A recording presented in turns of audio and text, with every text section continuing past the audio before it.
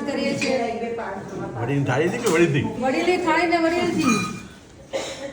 અરુણા કાકી શું માંગ્યું બીજું? અરુણા કાકી બધાને સર્વ કરે છે.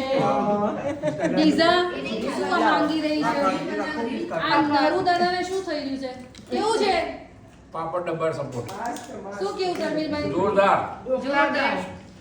શું છે ધનુ? વિડિયો મૂકવાનો કશે મૂકવા નથી, આ તો આપણા માટે. એકદમ જોરદાર. પટેલ કેવું લાગ્યું?